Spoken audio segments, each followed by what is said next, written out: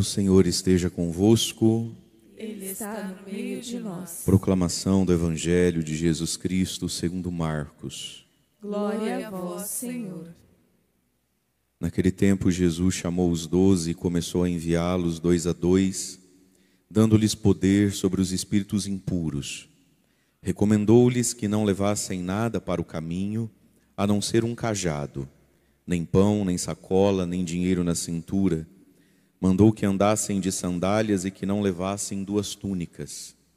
E Jesus disse ainda: quando entrardes numa casa, ficai ali até vossa partida.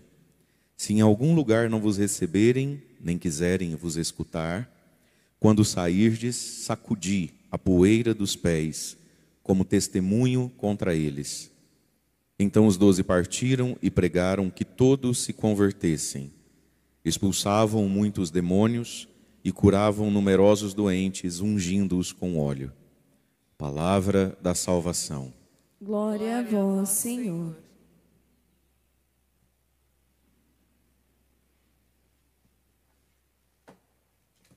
Irmãos e irmãs, a igreja celebra a memória hoje de 26 mártires, São Paulo Miki e 25 companheiros mártires.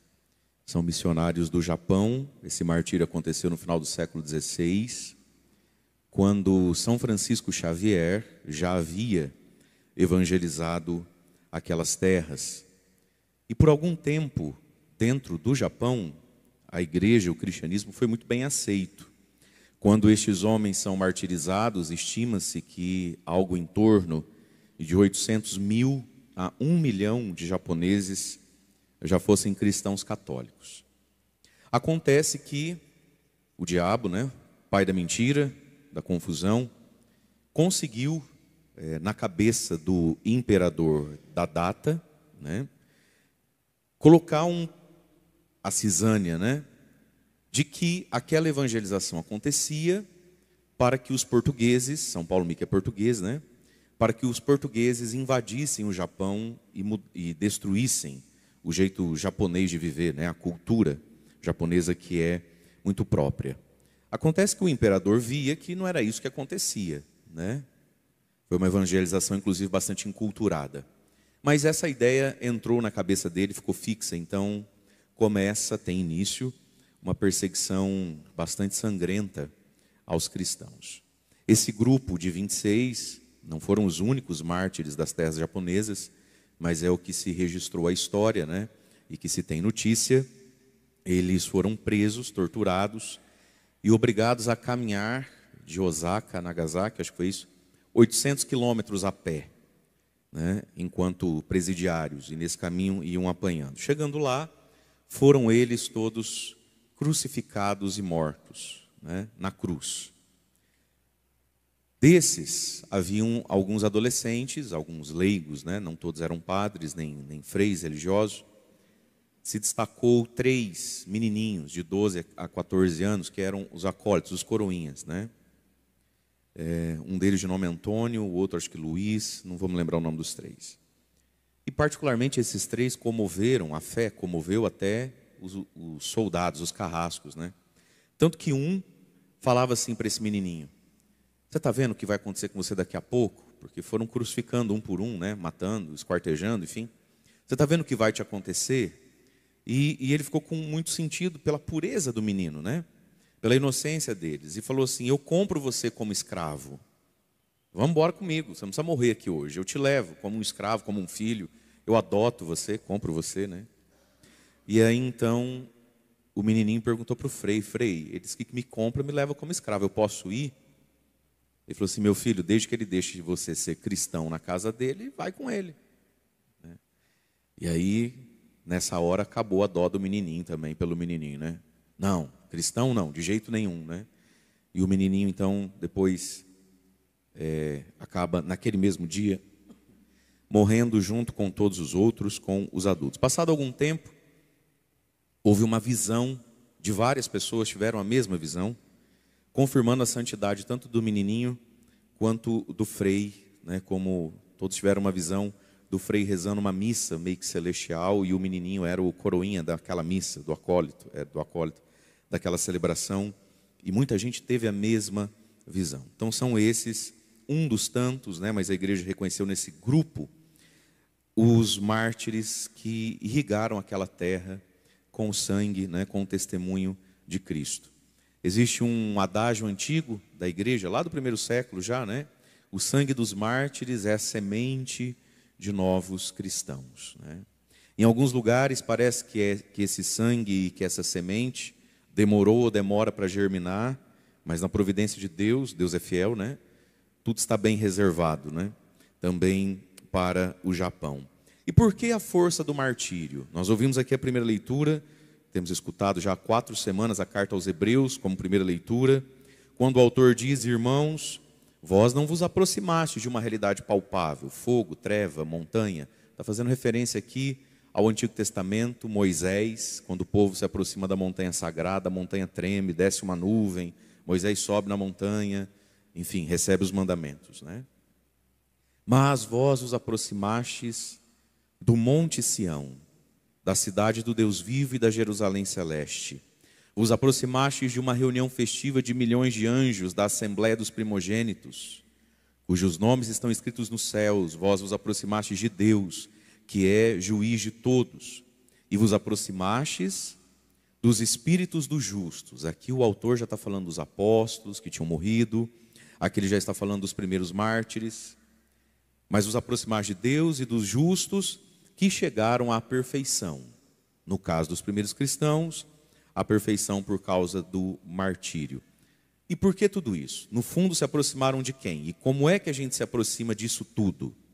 Então ele diz: porque vos aproximastes de Jesus, mediador da nova aliança, e da aspersão do sangue mais eloquente que o sangue de Abel, o sangue de Jesus.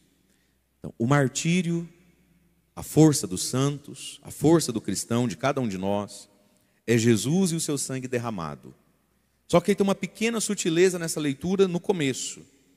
Irmãos, vós vos aproximastes.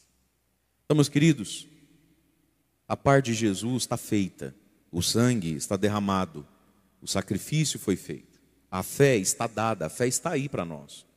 Aí o autor diz: vós vos aproximastes. Aí a pergunta para nós é: nós nos aproximamos? Nós estamos próximos? É igual a energia elétrica, ela está posta, ela está instalada e a tomada está ali. Eu vou ficar olhando ou vou me conectar? Senão não carrego o celular, não ligo o ventilador, a geladeira desliga, tem uma tomada ali. Vós vos aproximastes.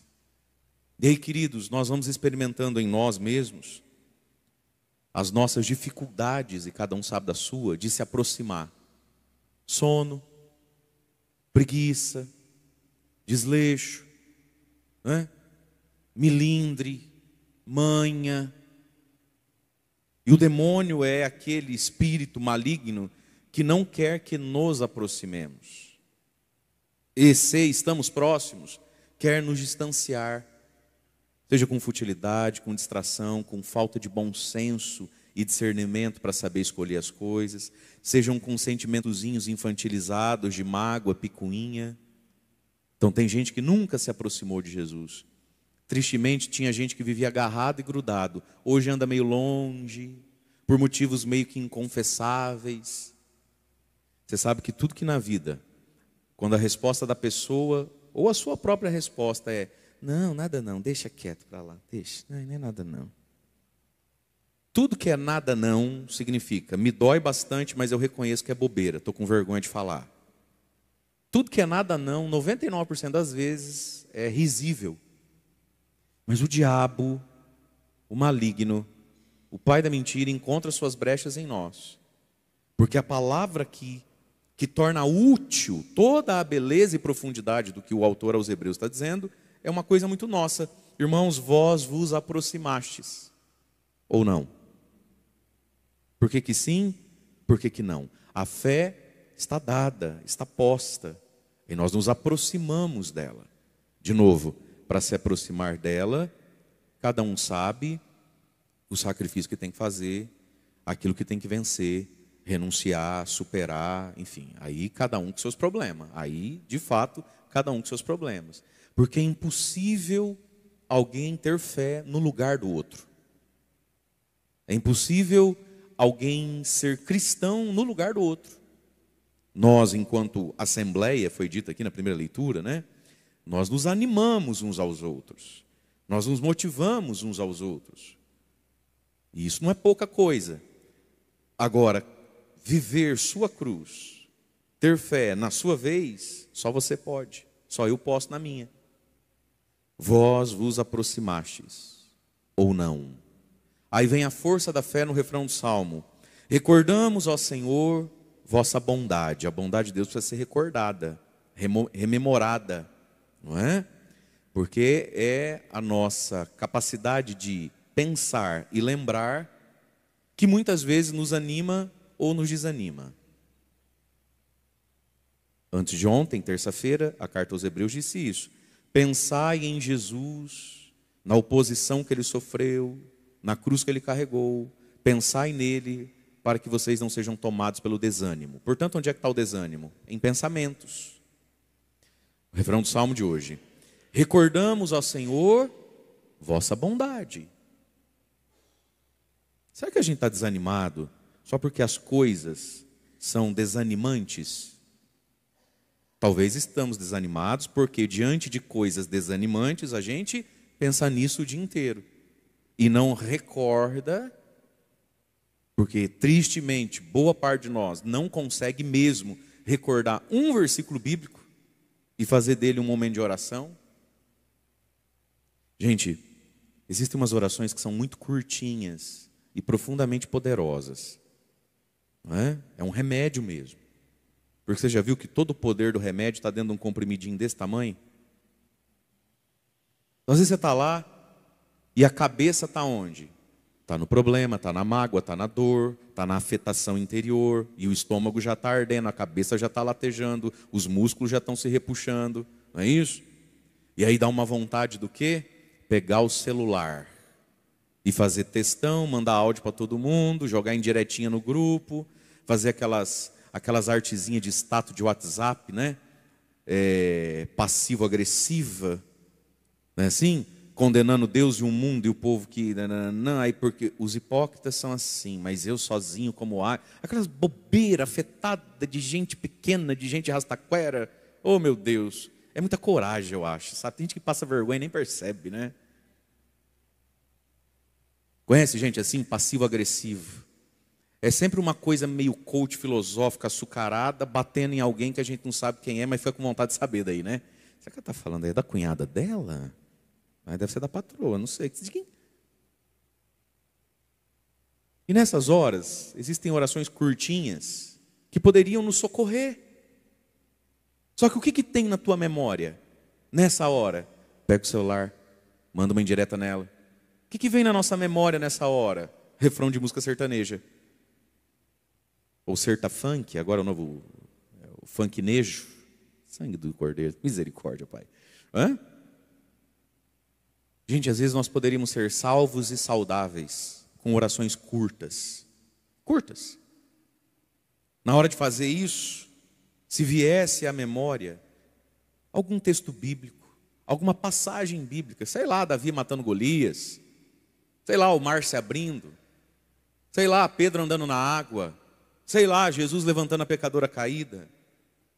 Se viesse à nossa memória um texto de Paulo, um versículo de Salmo, e naquela hora, a gente quietinho, de olho fechado, ou talvez entrando no banheiro, sentando ali, 1 minuto, 1 minuto e meio, vai mais que isso, e a gente fizesse daquilo uma oração, um louvor ou uma súplica, pode ter certeza, se tomaria muito menos remédio, se teria muito menos confusão e mágoa entre família, amigo e tudo.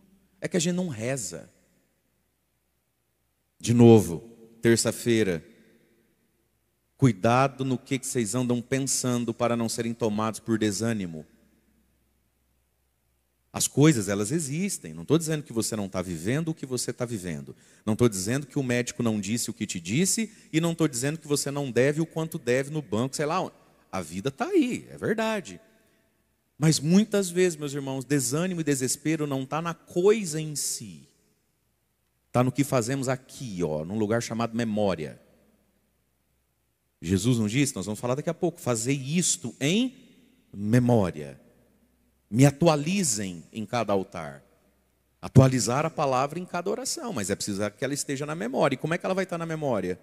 Se, com atenção e desperto, eu escuto, eu leio, eu repito, eu ensino, eu volto nela.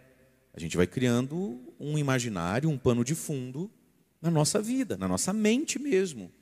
Para que quando a vida, pessoas e coisas batam em mim, me espremam, o que sai para fora seja bíblico, seja palavra que seja digna de ser chamada de palavra da salvação, palavra do Senhor, e não palavra seja lá de quem. Pega no bracinho fofucho quem está do seu lado, assim, aperta, ajuda, que está todo mundo dormindo hoje também, nós até acorda. Vê se faz. Fala assim, se eu te espremer, sai o que daí, bebê? O que sai daí? Ela sai refrão de funknejo, não sai mais nada de mim. Sai o que a vizinha falou. Meus irmãos, precisa sair a palavra, porque só essa palavra merece ser chamada de da salvação do Senhor. E toda e qualquer outra palavra tem lá seu valor, à medida em que ecoa e diz, com outras palavras, diz a mesma coisa de uma palavra que é do Senhor da salvação. E muitas das nossas palavras que estão saindo de nós quando estamos sendo exprimidos, não merecem ser chamadas nem de salvação, nem do Senhor. Recordamos, ó Senhor, vossa bondade. E aí vem um grande louvor que o salmista escreve em momento difícil. Ele faz um louvor não ao momento difícil. Ele faz um louvor a Deus. Grande é o Senhor, muito digno de louvor. Como ouvimos dos antigos e contemplamos, recordamos vossa bondade, com vosso nome. Ele está louvando a Deus e não a coisa. Dizia Padre Léo, o falecido Padre Léo, né? Servo de Deus Padre Léo, que a murmuração é o louvor do diabo, porque quando a gente murmura, a gente está louvando uma coisa, a gente está dando poder à coisa, a gente está reforçando o tamanho daquela coisa, daquele defeito, daquela doença, daquele pecado, seja lá do que for.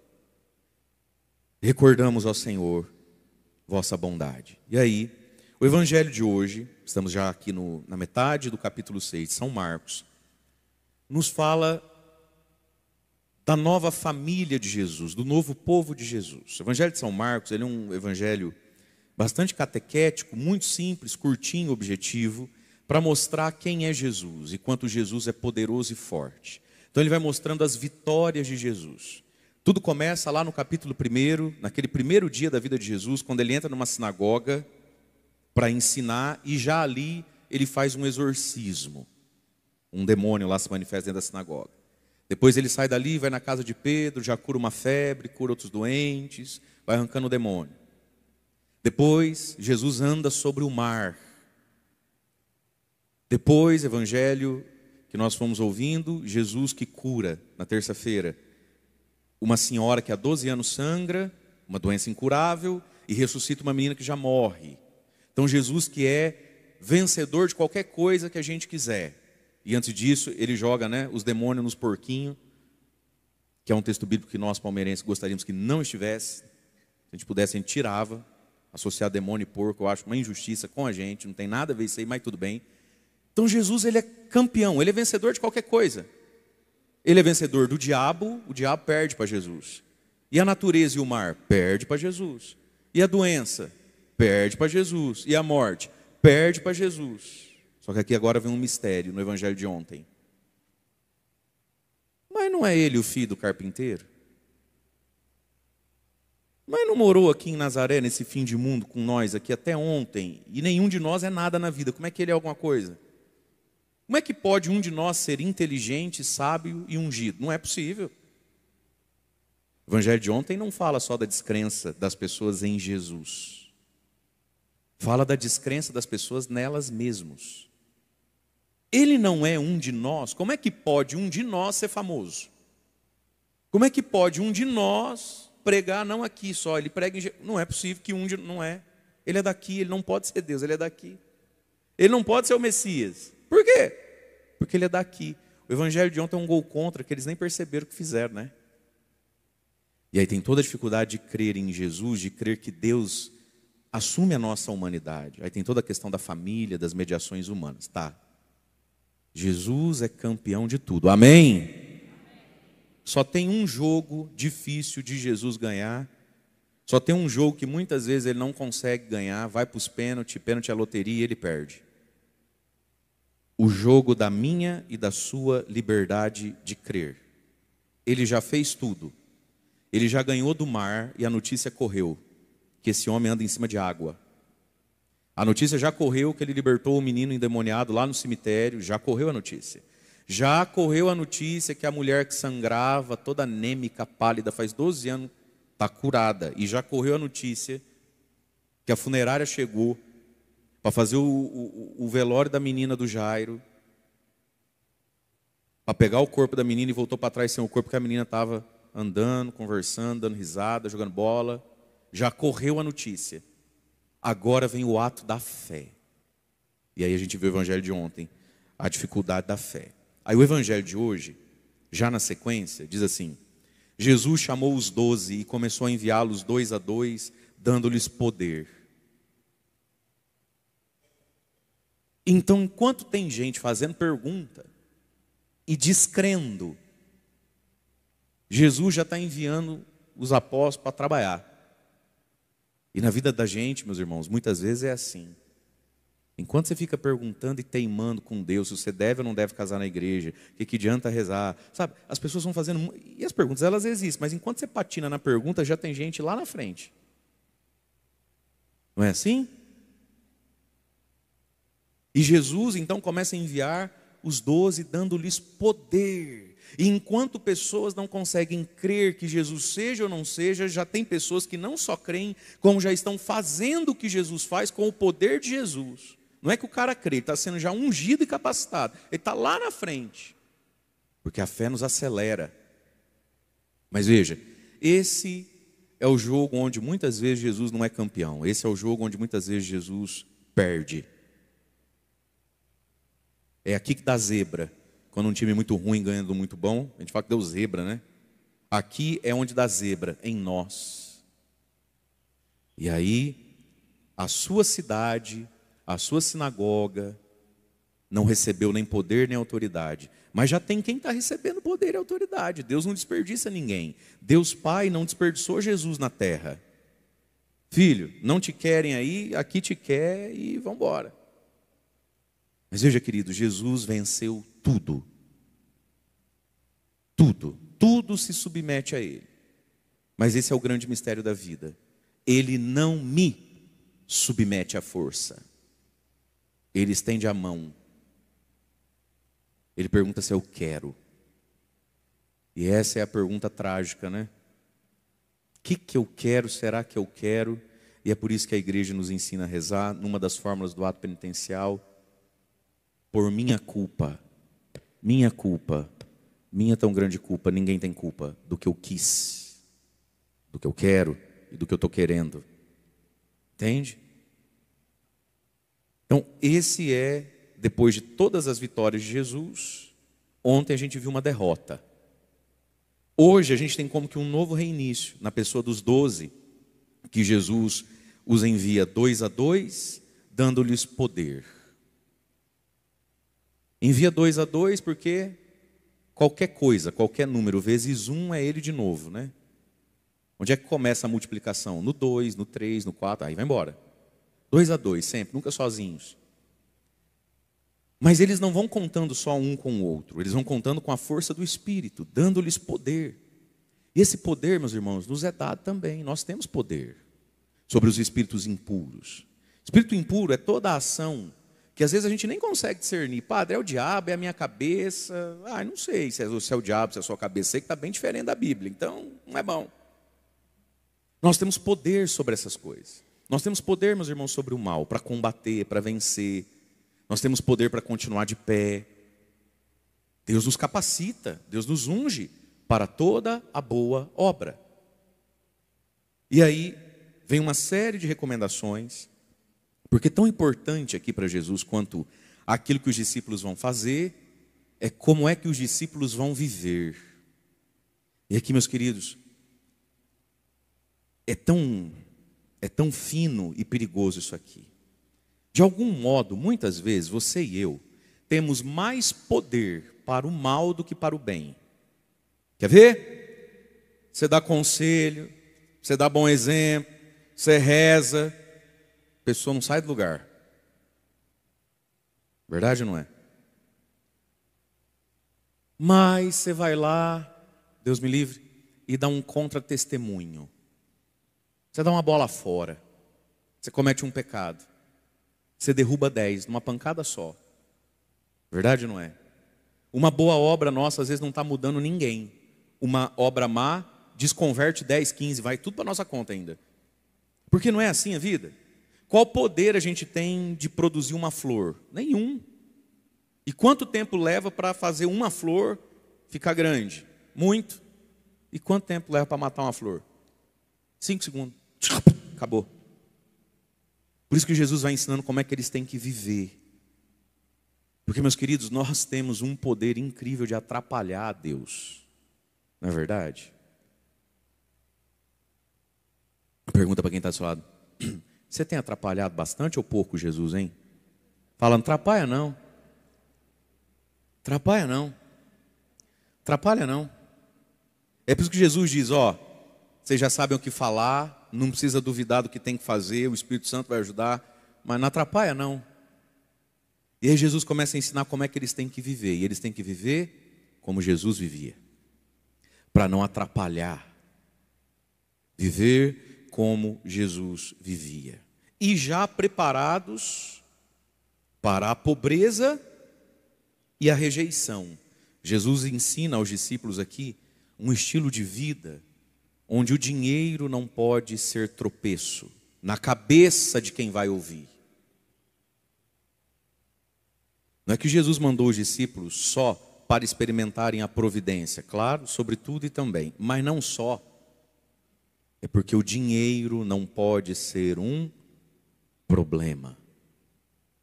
O dinheiro não pode parecer que ele é que é o motivo de você estar batendo aqui na minha porta e querendo falar de um tal de Jesus. Por isso Jesus recomenda a pobreza. E a pobreza evangélica, meus irmãos, o desprendimento do dinheiro, do luxo, do acúmulo. A pobreza de Jesus não é a pobreza pela pobreza. A pobreza de Jesus é a soma dos seus valores.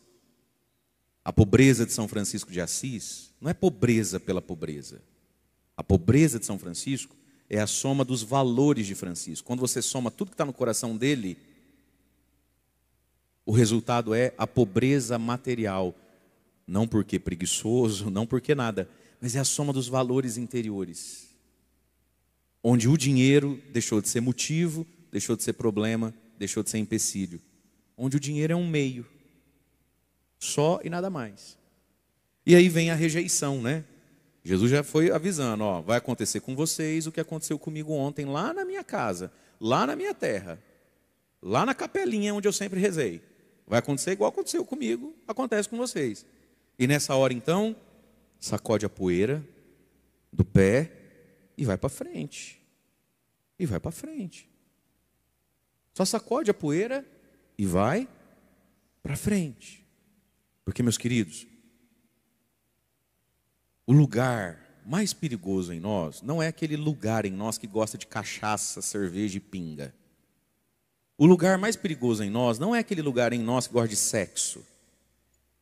O lugar mais perigoso em nós não é nem aquele lugar que gosta de dinheiro. E o lugar mais perigoso em nós não é aquele lugar em nós que gosta de comer muito, dormir bastante, ficar rico. O lugar mais perigoso em nós é aquele nosso ego, aquele nosso eu, que faz aquelas perguntas. Mas ele não me viu? É aquele lugar em nós, assim, tudo ela, né? Eu aqui. O lugar mais perigoso em cada um de nós é esse orgulho. E muitas pessoas vinham com o passo firme com Jesus. até que se sentiram, porque nem sempre foram, o sentimento nem sempre é razão, é razoável, até que se sentiram rejeitadas. E já vai para mais de ano que você não consegue sacudir a poeira do teu pé. E o teu pé nunca mais pisou em lugar santo, abençoado, no teu próprio dom, no teu próprio carisma, fica se esgueiando pelo canto, com cara de coitado, com cara de coitada, porque não se desempoeira e não vai para frente. Você acha que todo mundo que está firme e forte, por exemplo, na obra de Deus, está firme e forte porque se sente amado por todos? Você acha que eu não sei o que você pensa de mim? Você acha que não me chega o que você fala de mim?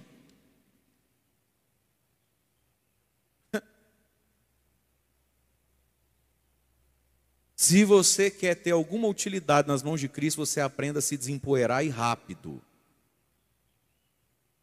Jesus não está com medo que os seus discípulos sejam desviados do caminho por prostituta, por mulher da vida, por cachaceiro, jogador de sinuca do boteco da esquina, esses homens que não fazem nada o dia inteiro, ficam entungueiros. Não. Jesus está preocupado com o ego dos discípulos. Esse é o lugar mais perigoso em cada um de nós, meus irmãos. A nossa capacidade de se desempoeirar da ingratidão do outro. É ou não é? Você ajudou, você socorreu, você foi lá fora de hora, você fez de tudo. Era para o sujeito não ser nada, ele já não é muita coisa. Era para ele não ser nada, não fosse você. E ele não te devolve nada. Nem para agradecer, nada, nada. Ou por coisinha miúda, vira as costas e parece que você virou inimigo. Não tem gente que é assim? Você fez tudo, o dia que você falou não, você virou ruim. Se a gente não aprende a se desempoeirar, a gente fica inutilizado, travado. E aí na próxima missão já não tem 12 para ir, tem 7. Cadê os outros 5? Viraram alcoólatra? Viraram drogado? Estão vivendo em adultério? Não, eles estão sentidos. Eles estão magoados. Eu não gosto nem de começar a falar desse assunto, porque sabe? E a unção que foi dada para arrancar capeta, está guardada na gaveta, não está sendo usado. E ele não exorciza ninguém, igual quem nem tem fé não exorciza também, porque não se desempoeirou. A gente precisa se desempoeirar. Hoje nós vamos ter adoração ao Santíssimo, né? No final da missa, Jesus vai passar aqui no meio de nós. Quem sabe a gente olhar para o ostensório, para Jesus, e imaginar nele que ele é uma grande vassoura, um grande rodão hoje. Que ele é um grande pano de chão. Olha que maluquice, gente, as coisas que a gente fala. Mas vamos desenhar, que é para ver se entende. E pedir para Jesus, me desempoeira, me desencarde.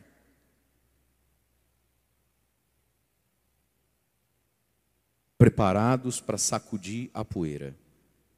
Fazer o bem, meus irmãos, nos empoeira, nos deixa empoeirados. Fazer o bem nos machuca. Fazer o bem nos cansa. Fazer o bem nos dilata o coração para uma amizade que não vai ser recíproca. Para uma esperança que às vezes não se realiza porque o outro é pecador. Então quem sabe hoje, na hora que o Santíssimo passar, sabe que a gente não tem que se desempoeirar um pouquinho? Esses afetos nossos que complicam tudo. Que nos tornam talvez até inúteis ao reino. Meus queridos, quantas pessoas hoje não entram na fila da comunhão? Porque elas estão em pecado? Não, é fiel ao esposo, à esposa. Não bebe, não fuma, não está caído na sarjeta, não está vivendo no crime. Por que não está na fila da comunhão? Por que se exclui dela igual pessoas que assim vivem? Por causa das poeiras do afeto. Por causa das poeiras das conversas de comadre. Você conhece gente assim, vai ter missa e não vai vir para a fila da comunhão. Igual os pecadores públicos não vão vir. E por que não vão vir? Porque magoado, porque chateada, porque não sei o quê, porque fulana falou, porque o Beltrano disse, então eu me senti excluído. Aí começa. E isso aqui está combinado desde o primeiro dia de missão da igreja. Você vai com Deus, mas se desempoeire. Tira a poeira do que vai te acontecer nisso aí. Mas foi ela que me empoeirou. Mas quem vai desempoeirar é você. Não foi você que sujou sua casa, foi? Não foi. Mas quem é que limpa? Adianta, sei lá, no quintal da Chilique e falar: São Pedro, a escrava velha aqui com dor nas costas limpou tudo, você vem sujo que se venta, que essas folhas secas. Vem aqui, Pedro, vem cá. Aí São Pedro desce, limpa a tua casa. Ele varre o teu quintal. Não, ele sujou. Quem é que limpa? Você. Quando a gente vai lá e faz o bem, e o sujeito ainda nos fere, quem é que me cura? Ele? Eu mesmo. Eu mesmo, num ato de fé, num ato de humildade, na minha oração, eu mesmo resolvo a sujeira que você causa em mim. Essa é a vida do adulto, filho. Toda qualquer compreensão diferente dessa é infantil, ou você não vai aguentar a vida, não. E vou dizer, não vai achando que essas historinhas que você conta e lamenta vai colar na hora que você chegar na porta do céu, viu? Fala para São Pedro que você matou teu dom, teu carisma. Fala para São Pedro que você ficou sem Eucaristia. Porque o padre passou e não te viu. Porque a fulana chamou de novo a Beltrana para trabalhar no acampamento e não chamou você. Fala para São Pedro que morreu crucificado, pelado, de ponta cabeça, por causa de Jesus. Que você deu linha na pipa, porque você não concorda com o valor da cartela do bingo. Não tem gente que não tem juízo na cabeça, gente. Você contar isso aí para um rastaquera de sarjeta que vive na unha do capeta, aí cola. Não tem a expressão, né? Vai que cola. Meu irmão, não cola. Depende, né? Onde é que cola? Onde é que cola?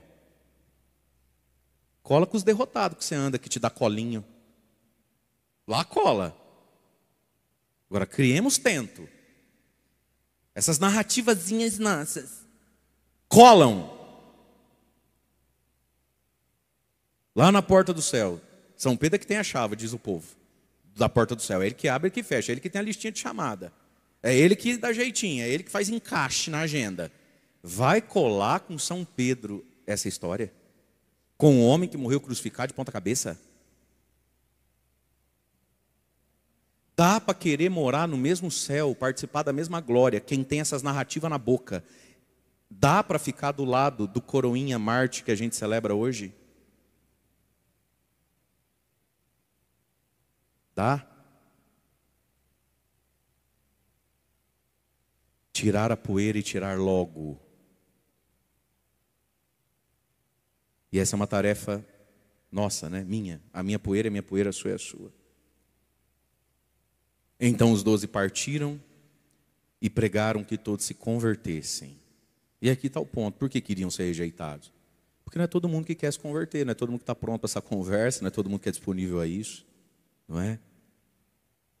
Tem gente que quando você mostra para ele o erro que ele está, e a verdade como é, ou que está assim, mas podia ser melhor assado, a pessoa se alegra. Ela visa um e fala: ai, que benção, não sabia, agora eu sei, né?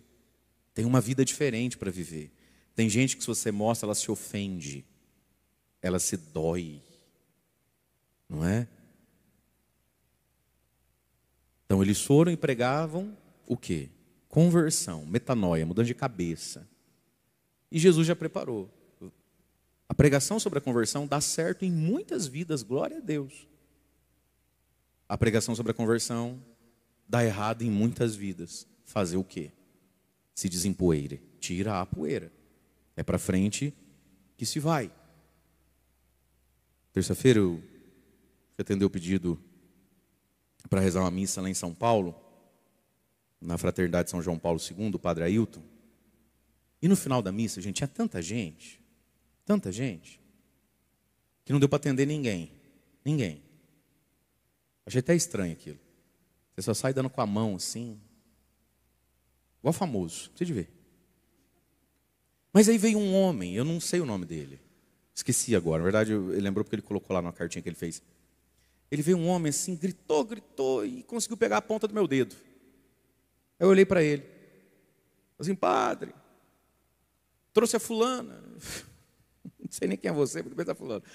Trouxe a fulana era filha dele. Era não, é filha dele, estava ali junto com a esposa. Olha que interessante, esse homem por questões de trabalho passava sempre por aqui.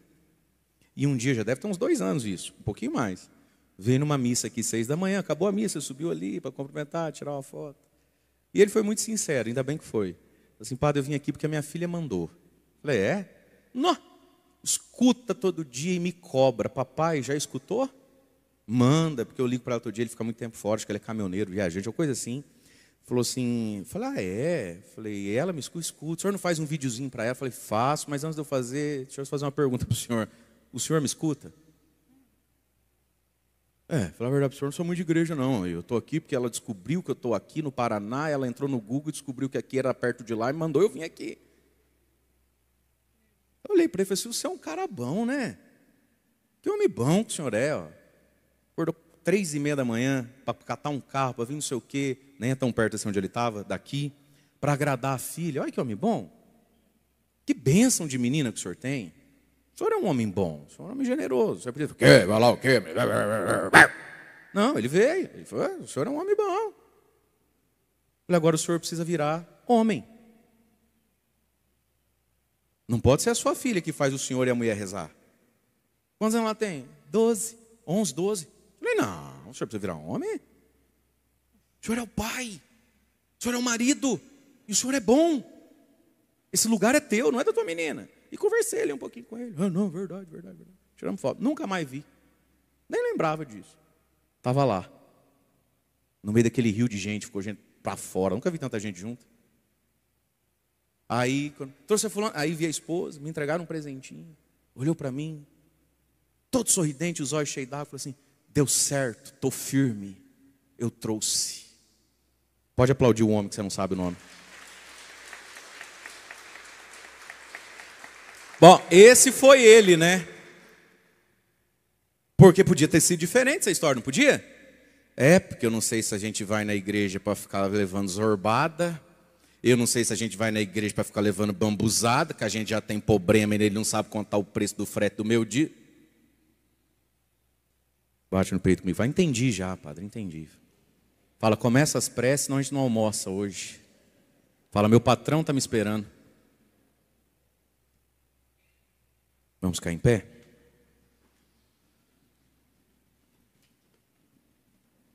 Põe a mão no seu coração um instantezinho. Feche seus olhos, você que está em casa, o momento das preces, reze conosco também. Levando a Deus a sua oração, o seu pedido, sua súplica. A Cristo que é vencedor. Vencedor dos espíritos malignos, vencedor da natureza, do mar, do oceano. Vencedor da doença incurável, vencedor da morte. Mas que não se impõe ao nosso coração e vai dizendo, Senhor Jesus, eu abro o meu coração. Minha prece hoje, Senhor, é essa, que o meu coração esteja e permaneça aberto ao Senhor. Eu não quero que em mim o Senhor perca. Vence em mim também, Jesus. Eu te dou a vitória, eu te dou o centro do meu coração. Senhor Jesus, hoje eu quero me desempoeirar e quero te pedir, dai-me a graça da coragem, da humildade, para me desempoeirar das feridas, dos pesos e das contrariedades que as boas obras me trouxeram, que a própria igreja e a comunidade me trouxe. Tira de mim, Senhor, a minha poeira. Tira de mim, Senhor, minha mágoa, minha tristeza.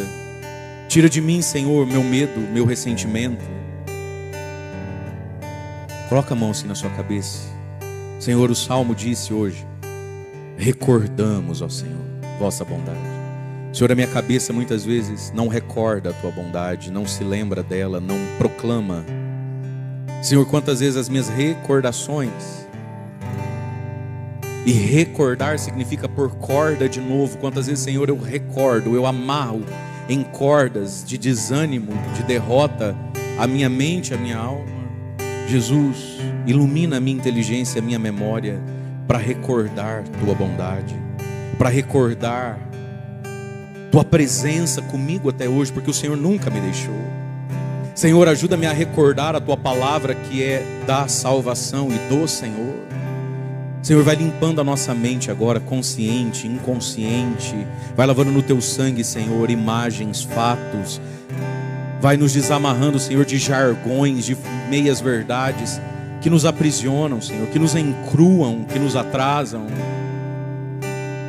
Dai-me, Senhor, a graça de ter memória de ter profecia na minha cabeça, na minha língua, na minha palavra, para que eu possa, Senhor, não ser abatido pelo desânimo, mas ser renovado pela fé, que vem da Tua presença em tantos momentos da minha vida, que vem da Tua palavra, que eu escuto todo dia.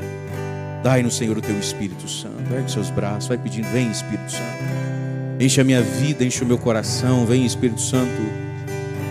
Abençoa esse meu dia de hoje. Vem Espírito Santo, dai-me ciência, fortaleza, sabedoria, entendimento, piedade, temor de Deus, conselho. Vem Espírito Santo de Deus sobre a minha casa, o meu trabalho. Vai orando pelos seus, vai orando pela sua família, vai orando pelo teu trabalho, daqui a pouquinho você vai entrar lá, por quem vai estar lá, por quem vai passar por você no dia de hoje. Espírito Santo, traz-nos a paz que vem de Cristo hoje, no nosso falar, no nosso pensar. Espírito Santo, traz paz e serenidade para as nossas decisões. Espírito Santo, traz coragem hoje para os nossos conflitos, para as nossas lutas, para as nossas tempestades. Acompanha-nos hoje, Senhor. Oremos, irmãos, pelos doentes. O Evangelho diz da cura dos enfermos. Por quem você reza? Que precisa de saúde, que está se tratando, que fez ou vai fazer uma cirurgia. Pessoas que nos pedem oração, rezemos por eles. Manifesta, Jesus, a cura, a saúde na vida de quem está sofrendo, na vida de quem hoje reza. E escutai, Senhor, pela intercessão de São José, aquilo que vai no profundo do nosso coração. Às vezes a gente não sabe expressar direito, mas o Senhor conhece. O Senhor sabe daquilo que está guardado no mais profundo de nós. O Senhor sabe até do que estamos esquecendo agora. Cuida de nós, Senhor. Escutai, ó Pai, a oração do Teu povo, da Tua igreja. Nós pedimos em nome de Jesus Cristo, vosso Filho, nosso Senhor, e convosco vive e reina na unidade do Espírito Santo. Amém.